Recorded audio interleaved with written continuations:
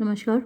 Third semester की first unit में एक आखिरी टॉपिक जो बचा है वो क्लोजेट ड्रामा का है। इसके साथ ही आपकी फर्स्ट यूनिट ख़त्म हो जाएगी। और चलिए देखते हैं। A closet drama is a play. एक क्लोजेट ड्रामा एक ऐसा नाटक होता है that is not intended to be performed, जो कि परफॉर्म करने के इरादे से नहीं लिखा जाता। देखिए, नाटक के बारे में एक बात तो क्लियर होती है कि नाटक परफॉर्म करने के लिए होता है, यानी स्टेज पर उसको दिखाया जाना होता है। लेकिन क्लोजेट ड्रामा की ये खासियत है कि वो जो लिखा गया है वो परफॉर्म करने के इरादे से नहीं लिखा गया, is not intended to be performed, यानी स्टेज पर उसका मंचन हो इस इरादे से वो नहीं लिखा गया, performed on stage, but read by a single reader, बल्कि वो लिखा गया है टू बी रेड, लिखे यानी पढ़े जाने के लिए, बाय अ सिंगल रीडर, एक अकेले पाठक के द्वारा, और समटाइम्स और कभी कभी out loaded in a small group, जोर से पढ़े जाने के लिए एक छोटे से समूह के द्वारा। जैसे मान लीजिए एक दोस्तों का ग्रुप बैठ गया और जोर जोर से उसको ड्रामा को पढ़ रहे हैं, तो यानी रंगमंच पर, स्टेज पर उसका मंचन नहीं होना है, उसको पढ़े जाने के इरादे से लिखा गया। आपको ये बात तो मालूम ही है कि महिलाओं को जल्दी अनुमति नहीं मिली थी किताबें लिखने की या उन्हें पब्लिश करने की। तो ये जो क्लोजेट ड्रामा है ये उन महिलाओं के लिए बहुत हेल्पफुल था जो कुछ लिखना चाहती थीं, जो ड्रामा लिखना चाहती थीं। तो ये क्लोजेट ड्रामा उनके लिए बहुत हेल्पफुल साबित हुआ। यहाँ इस बुक में कहीं आएगा नहीं, लेकिन आप उसको मेंशन कर सकते हैं that this type of drama was very helpful for those women who wanted to write drama but were not permitted to do so। ये ऐड कर लीजिएगा आप अलग से। रिलेटेड फॉर्म, एक रिलेटेड माने संबंधित, फॉर्म रूप, द क्लोजेट स्क्रीन प्ले, यानी देखिए क्लोजेट का मतलब ही होता है कोठरी, है ना। तो कोठरी में बैठकर पढ़े जाने वाला ड्रामा क्लोजेट ड्रामा का मतलब हुआ। क्लोजेट स्क्रीन प्ले यानी कोठरी में बैठकर देखे जाने वाला screen play developed during the 20th century, वो विकसित हुआ 20वीं शताब्दी के दौरान। The closet drama is a drama, तो ये जो क्लोजेट ड्रामा है वो एक ऐसा नाटक है सूटेड प्राइमरी, जो कि सूटेड माने उपयोगी है, प्राइमरीली मीन्स प्राथमिक रूप से, फॉर रीडिंग पढ़ने के लिए, रेदर देन प्रोडक्शन बजाय प्रोडक्शन के यानी मंचन के, स्टेज पर दिखाए जाने के बजाय वो पढ़े जाने के लिए ज़्यादा सूटेड होता है, उपयोगी होता है। एग्जाम्पल्स ऑफ द जॉनरा, उदाहरण इस जॉनरा के यानी क्लोजेट ड्रामा के जो एग्जाम्पल्स हैं उनमें इंक्लूड शामिल हैं जॉन मिल्टन का सैमसन एगनिस्ट। जॉन मिल्टन का बहुत फेमस ये ट्रेजेडी है Samson Agonistes, and Thomas Hardy's the Dynasts. और टॉमस हार्डी ने भी नाटक लिखा है द डायनेस्ट, 3 पार्ट्स में लिखा है 1903 से 1908 के बीच में, और सैमसन एगनिस्ट 1671 के बीच लिखा गया। अच्छा, आपको मालूम है कि ओलिवर क्रोमवेल के ज़माने में ड्रामा पर रोक लगी हुई थी, थिएटर्स बंद कर दिए गए थे इंग्लैंड में। तो जब थिएटर बंद हो गए तो ड्रामा कहाँ दिखाया जाए, तो जाहिर सी बात है ड्रामा घर पर पढ़ा ही जाएगा। तो उस वक्त ये ड्रामाज ज़्यादा लिखे गए थे जब थिएटर बैन हो गए थे। The closet drama is not to be confused, यानी जो क्लोजेट ड्रामा है उसको कन्फ्यूज़ नहीं किया जाना चाहिए विद रीडर्स थिएटर। एक और थिएटर है रीडर्स थिएटर, यानी पाठकों का थिएटर, इन विच जिसमें कि एक्टर्स जो अभिनेता होते हैं रीड पढ़ते हैं और रिसाइट या फिर गात कर सुनाते हैं, विदाउट डेकोर बिना किसी सजावट के, बिफोर द ऑडियंस के सामने। यानी वैसे तो रंगमंच पर आपने देखा होगा कि मेकअप करके आते हैं, जिस कैरेक्टर को प्ले कर रहे हैं उस कैरेक्टर के अकॉर्डिंग आते हैं। जैसे कोई अगर राजा का कैरेक्टर प्ले कर रहा है तो वो राजा बन के आएगा, मुकुट होगा, उसके बहुत अच्छे वस्त्र पहने होगा वो, और अगर कोई भिखारी का रोल प्ले कर रहा है तो उसके फटे पुराने कपड़े होंगे। तो वो एक डेकोर होता है, वो एक सजावट होती है। लेकिन जो रीडर्स थिएटर है उसमें रंगमंच पर पढ़कर सुनाते हैं एक्टर्स, लेकिन बिना किसी सजावट के।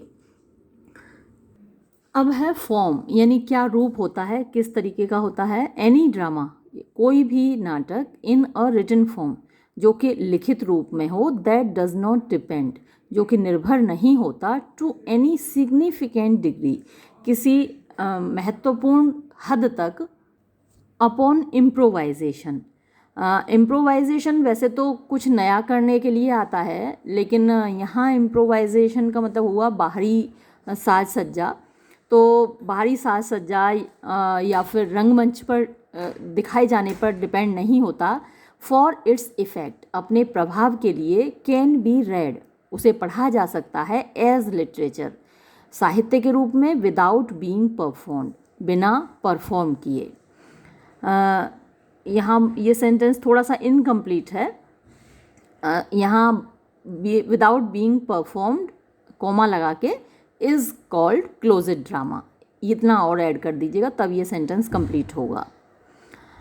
क्लोजेड ड्रामा हाउएवर, तो क्लोजेड ड्रामा हाउएवर माने किंतु, क्लोजेड ड्रामा आर डिज़ाइंड, वो डिज़ाइन किए जाते हैं स्पेशली, ख़ास तौर पर, फॉर रीडिंग, पढ़े जाने के लिए, and they do not concern themselves, और वो बिल्कुल संबंध नहीं रखते अपना विद स्टेज टेक्निक, रंगमंच की तकनीक से। फीचरिंग लिटिल एक्शन, यानी बहुत कम एक्शन उसमें होता है, बट ऑफन रिच, लेकिन अक्सर वो बड़ा समृद्ध होता है। इन फिलोसॉफिकल रेटोरिक, दार्शनिक बातों में, रेटोरिक होती हैं, भाषण होते हैं रेटोरिक, तो दार्शनिक तरीके के उसमें भाषण होते हैं, उसमें डायलॉग्स होते हैं बड़े फिलोसॉफिकल। तो एक्शन कम होता है लेकिन फिलोसॉफिकल रेटोरिक उसमें बहुत होता है, यानी दार्शनिक डायलॉग्स उसमें बहुत होते हैं। They are seldom produced, seldom माने मुश्किल से ही कभी, वो मुश्किल से ही कभी लिखे जाते हैं, फॉर द स्टेज, स्टेज के लिए। द फिलोसॉफिकल डायलॉग्स, दार्शनिकता से भरे हुए संवाद, of ancient Greek and Roman writers, प्राचीन ग्रीक और रोमन लेखकों के, सच एज, जैसे कि प्लेटो, प्लेटो के डायलॉग्स हैं। प्लेटो ने अपने और सोक्रेटिस के बीच में हुई बातचीत को डायलॉग्स की फॉर्म में लिखा है। तो वर रिटन, वो लिखे गए थे, in the form of conversations, बातचीत के रूप में, बिटवीन कैरेक्टर्स, पात्रों के बीच, एंड देयरफॉर, और इसीलिए, सिमिलर, वो समान है, टू अ क्लोजेड ड्रामा, एक क्लोजेड ड्रामा के। For example, myth about erodes, ये एक रचना है जो कि क्लोजेड ड्रामा के जैसी ही है, myth about Herods. Fulke Greville, sir William Alexander and Mary Sidney wrote closet dramas in the age of Shakespeare and Jonson. तो इन राइटर्स ने शेक्सपियर के ज़माने में और जॉनसन के ज़माने में क्लोजेड ड्रामाज लिखे थे। Thomas Killigrew is an example of a stage playwright who turned to closet drama.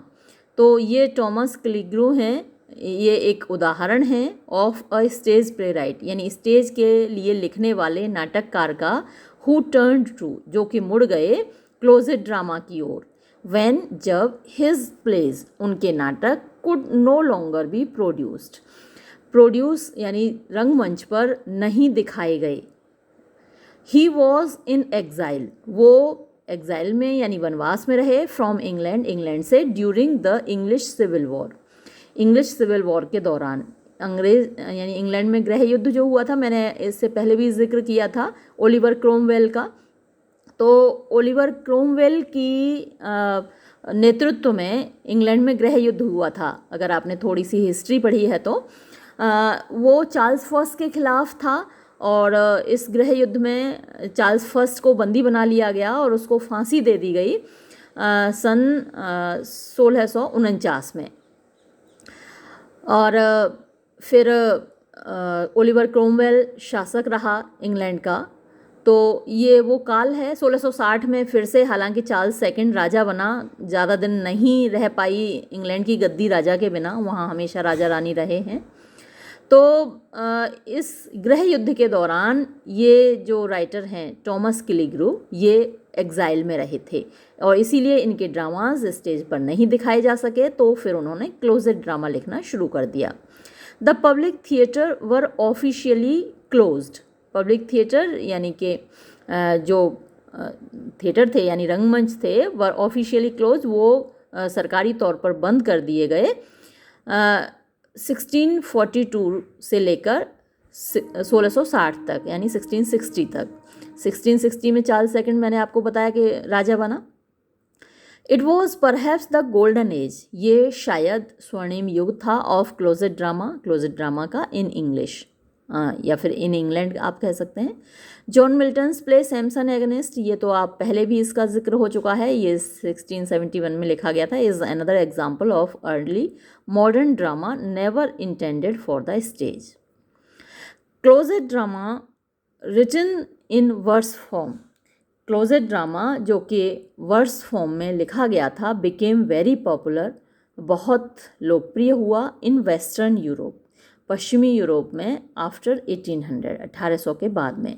These pledge वर, ये नाटक थे, बाय एंड लार्ज, खुले तौर पर, इंस्पायर्ड बाय क्लासिकल मॉडल्स, यानी इनको इंस्पिरेशन मिली, प्रेरणा मिली बाय क्लासिकल मॉडल्स, शास्त्रीय जो मॉडल्स थे, नमूने थे। Faust part 1 and Faust part 2 by Johann Wolfgang von Goethe, among the most acclaimed pieces in the history of German literature। तो ये सबसे ज़्यादा acclaimed यानी सबसे ज़्यादा तारीफ़ पाने वाली रचना है जर्मन लिटरेचर की। were written as closet dramas, तो ये दोनों पार्ट फॉस्ट के जो कि गेटे ने लिखे थे, ये दोनों क्लोजेट ड्रामा के रूप में ही लिखे गए थे। नंदीलेस, फिर भी, both plays are often performed, ये दोनों नाटक अक्सर परफॉर्म किए जाते हैं, अक्सर इनका मंचन होता है ऑन स्टेज, रंगमंच पर, टुडे, आज, in Germany and France, Germany में और फ्रांस में। Lord Byron and Percy Bysshe Shelley, यानी लॉर्ड बायरन और पीबी शैली ने भी, as well as a host of other figures, और साथ ही कुछ और भी लेखकों ने, ऑल्सो डिवोटेड, उन्होंने भी समर्पित किया, मच टाइम, काफ़ी समय, टू द क्लोजेट ड्रामा को। तो क्लोजेट ड्रामा लिखने वाले ऑथर्स में पीबी शैली और लॉर्ड बायरन का नाम भी शामिल है। तो ठीक है, आज की वीडियो में सिर्फ इतना ही, और आपकी फर्स्ट यूनिट ख़त्म हुई। आपकी सेकंड, थर्ड यूनिट और फोर्थ यूनिट ये मैं थोड़ा बाद में कराऊंगी। आपकी फिफ्थ यूनिट में ओथेलो है, जो मैं पूरा अपलोड कर चुकी हूँ। ओथेलो पर इयागो का कैरेक्टर स्केच भी मैंने अपलोड किया हुआ है, और 1-2 क्वेश्चन और भी अपलोड किए हुए हैं ओथेलो पर। तो फिफ्थ यूनिट आपकी हो गई, फर्स्ट यूनिट हो गई, फिफ्थ यूनिट हो गई। ठीक है, अब मैं सिक्स्थ यूनिट पर चलूँगी इसके बाद, और जॉर्ज बर्नार्ड शॉ का आर्म्स एंड द मैन ये शुरू करूँगी। ठीक है, ये वीडियो मैं यहीं समाप्त करती हूँ। धन्यवाद।